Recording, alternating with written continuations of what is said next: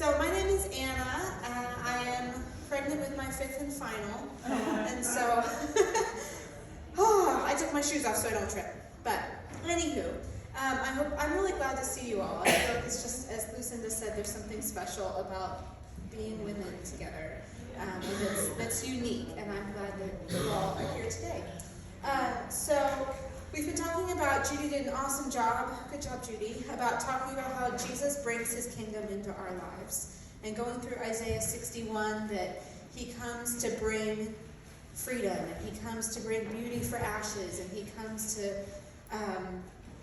give us joy instead of mourning and these things. And that sometimes we think that's way up here.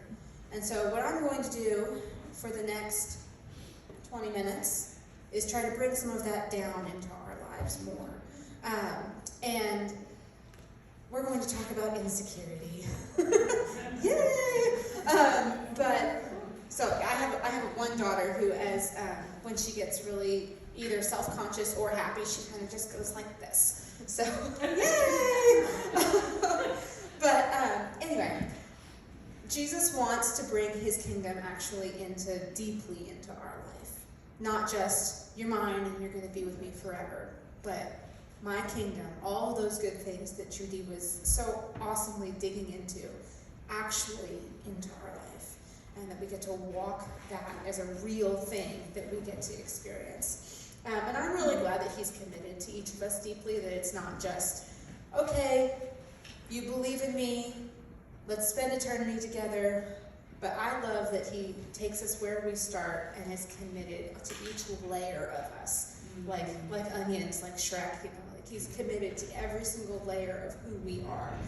Because if he had left me where I was when I met him, that would have been messy for a lot of years. And so I love that about him. In Philippians 1:6, it reminds us that he who began a good work in us is faithful to bring it to completion, that he works on us. If we're here, he's still working on us. And one thing I know that as women that he meets in all of us is insecurity. I think we carry it around and we hold it, and it's almost like we're so insecure about it that we don't bring it to him. We have all these other things that we want to grow in the Bible, we want to grow in the Word, we want to be evangelist, or all these things. But our own sense of self and insecurity we can keep way over here. And so we're gonna try to pull it out just a little bit today, as much as you're willing. But he wants to, the verses that Judy was reading, one phrase that I want us to stick with right now is that he wants to bring freedom for the captives. He wants to set us free. And insecurity holds us captive. That is something that we can't dismiss. It's captivity. And I know this from my own life. I shared a little bit with you. But I grew up in a home that was not very affirming. I don't know all the details to this day, but I think my mother was abused. And so she distanced herself quite a bit. And so there was no, you're lovely, you're doing great, you're this, you're that. There was nothing. And so I got to figure it out in school, which is not always the best place to ask those questions of who you are. But in school, I found out a lot of who I was not who I was. And so in school, I learned I was not athletic enough. Too short, couldn't think in pressure. The ball came at me, I ducked, that kind of thing. I was always in the nurse's office. So not athletic enough. There was a choir in 3rd grade, definitely not invited. Could not sing. Nope, was not that. I was definitely not rich enough. We went to a private school in Baltimore that was a good school, but we were definitely among the poorest in the student body. And so I was not like any of those girls. And those girls' moms did big bows in their hair, and everything was nice and perfect and pretty. And if we had socks on, it was a good day. So I was not, and I don't today. It's stuck. But anyway, so I was not not popular enough, was never in those groups. And so I felt that deep in my core. And there was a book that I read a couple years ago, you probably heard of it, Stacey Eldridge wrote Captivating. And in that book she wrote that every little girl is asking a question. And that question is, am I lovely? And I realized as I read that I was always asking that question, but the answer was always no. The world said no. School said no. And no one around me was close enough to Jesus to say yes. And so I carried this kind of unidentified no in me for a very long time. And I met the Lord when I was 17. It was an awesome, amazing, transformative story. But I kept the no here. It was like, I know you love me, but the answer is still no. The lovely is still no. And I grew with him. I was leading in Bible studies and things, and I felt confident in that. But lovely, no. And I didn't even really realize I was holding it. It was such a subconscious, it had become such a subconscious, deep part of me. I didn't even realize I was holding it until I did a Bible study a few years ago with some other ladies in my church, and we were watching these videos about loving yourself. That's fluffy. But they said, how would you feel, close your eyes, how would you feel if you were invited to this wedding? And this wedding was beautiful and delicate and dazzling. And you walk into the reception and everyone's just, looks like they were done up professionally. How would you feel? What would you do? And it was eye-opening, because at first I was like, ugh, compared, intimidated. And that answer of feeling like you were shrinking and wanting to shrink was what every single one of us said. And it was like, oh my gosh, I feel this. I didn't even realize I felt it, but so do all of us. Oh my goodness, we've got some things to unpack. And so I was holding on to that. So you heard some of my story earlier today, my testimony of the hair on my chin. But what are your insecurities? What are your things that you've kept over here? I know some of us, we shared stories around our tables, and you guys, my table, good job. It's hard to share those things. Are they physical? Because we tend to say, God's so big and so good, and he loves my heart, but he also really loves the outside of you. He made you body, soul, and spirit. He loves all of you. So are you keeping that physical insecurity from him saying anything about it? It does matter. And they can dictate our whole world if we're not ready to let him speak. Or maybe it's not physical. Does it stem from just a past or shame or a personal sin, or maybe just a position in life, how I felt at school, that I was not in the same socioeconomic world as anyone around me? There's still times that I take my kids to play dates. I'm like, oh my goodness, this is a McMansion, and we're going to spill 15 things, and okay, breathe. I have to remind myself who I am before I even knock on the door. But where did those things then come from?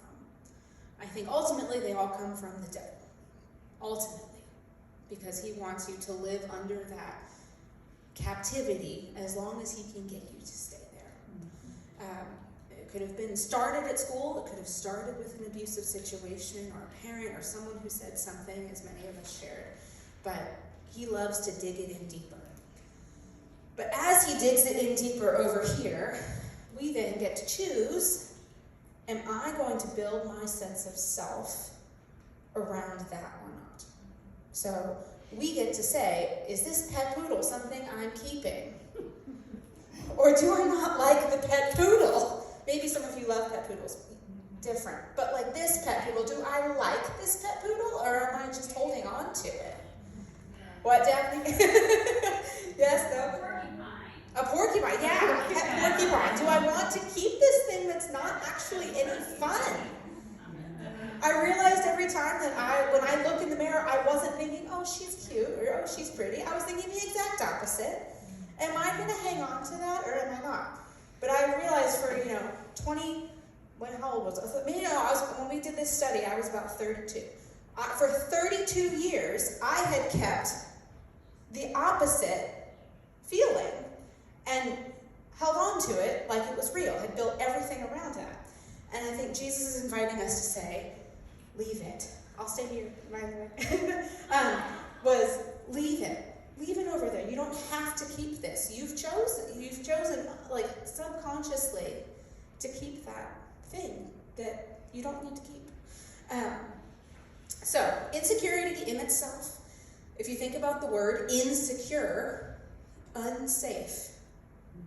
Something, our doornail, what is it? The thing, the ding dong, doorbell on our house has one of the screws falling out at the top. So when you go, almost every day, my kids like to unwind it because it's fun. But I have to go in and wind it back in so the thing stays on. It's insecure, it's about to fall off. So if we walk around with insecurity, that feeling that we're walking with is like a bridge that's not safe, or we're not safe. Is that what God wants for us to feel?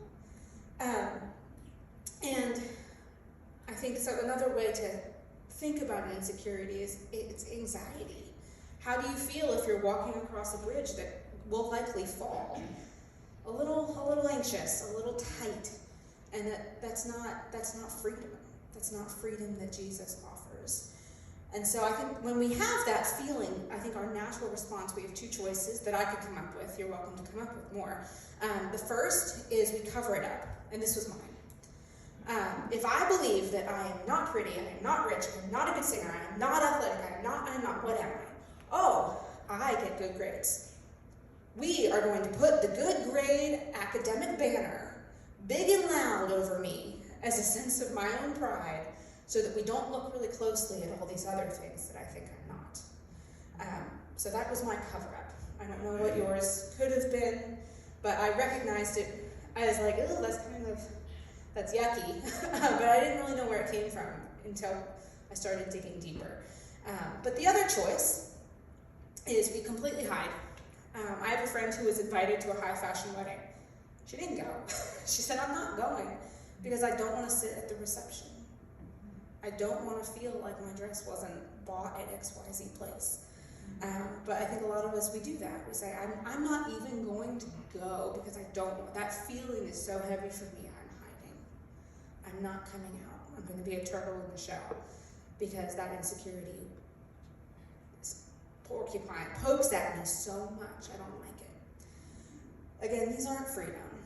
I think we hold on to them and we don't even realize they're there, or they've just become so comfortable that we don't realize what they're doing to us. But they're not the freedom that Jesus offers.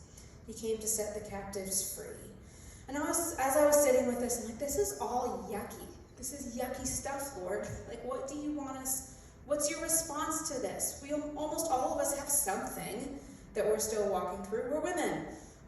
Satan's smart. He's given us all something to fight with, but what do you want? And I feel like there were two things, a little thing and a big thing. The little thing is comparison. That Theodore Roosevelt said comparison is the thief of joy. That if God has given us joy to walk in who he is and who he made us to be, if we are sitting around saying, oh, but she is and I'm not, we've decided we're going to decide who's enough. And it's not me, it's her. And we do this subtly in our minds all the time. And so I think we have to sometimes put kind of a filter over our brain to say, am I doing that? Am I comparing? And is it killing me? Because I don't feel like we often compare and say, oh, I'm better. We're really good at comparing and saying, oh, I'm worse. And that's not God's heart. There's a scripture, 2 Corinthians 10:12. It says, we do not dare to classify or compare ourselves with some who commend themselves. When they measure themselves by themselves and compare themselves with themselves, they are not wise. And I was struck by that it's 2 Corinthians 10, verse 12, that God says your measurements are terrible. Your measurements stink. You're comparing yourselves against each other. And that's not working. It's not wise. Look at what it's doing to you. So that's the little thing. The big thing that I really felt that Jesus was saying, sit here with this, is that what does he do when we have all these things? When we finally pull them out and say, I'm sick of this poodle, I'm sick of this porcupine, this is what I've got. What does he say? Does he say, you fool, you shouldn't have thought that way? That wasn't the word I heard. The word I felt like he has for us is, I choose you. I choose you. I'm going to pick you on my team, regardless of what makes you feel like not enough. I'm going to answer your question of, am I lovely? Am I good enough? With yes, I picked you. John 15:16 says, you did not choose me, but I chose you. Past tense, chose. I'm not waiting for you to get here to choose. I chose you and appointed you to go bear fruit that will last. So I told my husband, I said, what are you doing today? I said, I'm telling everybody about my chin hair. I'm a little nervous. And he said, you can only do that if you tell them what I did when you told me. And I said, well, that is part of my plan. Because I sat down and I said, Nathan, you see everything. You know that I get hair on my chin that I am mortified about. And do you know what he did? He took my face and he kissed my chin. And he said, I know. I picked you. That's what God does to us. I know, but I picked you. He chooses you. And if your insecurity feels too big, I'm just going to go through a really quick list of who else God has picked. Leah, the ugly one. David, the shortest and the youngest, the lowest position in his family. Moses with a speech impediment. Saul or Paul, who has the worst past you could think of in the New Testament. And Peter, an unlearned fisherman, no flashy titles, nothing to commend himself to anyone else who's somebody. He chooses us, he chooses you. John 15:16, you did not choose me, but I chose you. And I appointed you to go bear fruit that will last.